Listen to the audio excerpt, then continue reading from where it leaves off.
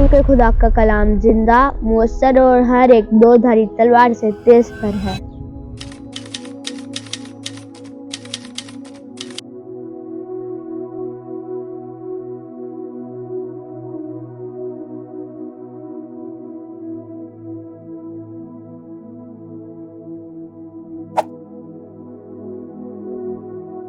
बस जबकि उसके आराम में दाखिल होने का वादा बाकी है और हमें डरना चाहिए। ऐसा ना हो कि तुम में से कोई पसमानदा पाया जाए, क्योंकि हमें भी इन्हीं की तरह खुशखबरी दी गई, लेकिन उन्होंने कलाम सुनने से फ़ायदा ना उठाया, इसलिए कि उन सुनने वालों के साथ ईमान शामिल ना था।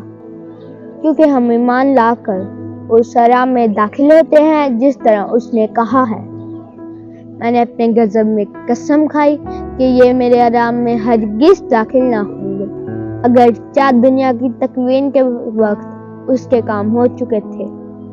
उसने सातवें दिन के बारे में कहीं यूँ फरमाया है, खुदा ने अपने सब कामों से सातवें दिन आराम किया, तो फिर ये उस मकाम में है कि ये मेरे आराम में हरगिज़ दाखिल ना होंगे।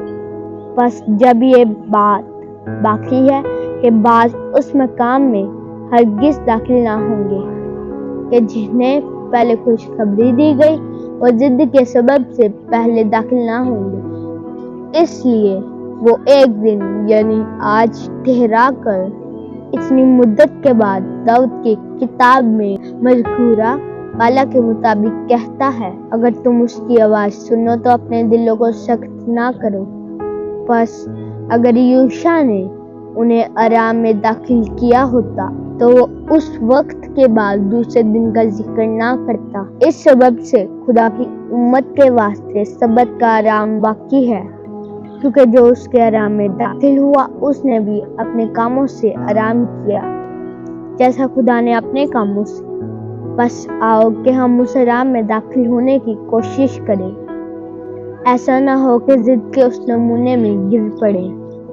क्योंकि खुदा का कलाम जिंदा, मुअस्सर और हर एक दो धारी तलवार से तेज तर है, नफ्स, रूह और बंद और गुदे को जुदा करके गुजर जाता है और दिल के ख्यालों और इरादों को भी जांचता है, और उसके हुजूर में कोई मखलूक भी छुपा हुआ नहीं है, बल्कि जिससे हमारा कलाम है उसकी नज़र में हर चीज़ खुली और बेनकाब है।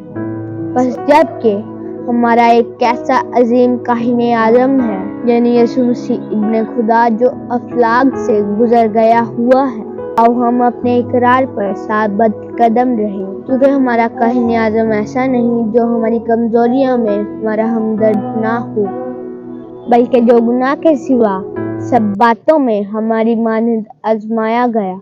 पाक कलाम के पढ़े, सुने और समझे जाने पर खुदा की खास बरकत हो। आमीन।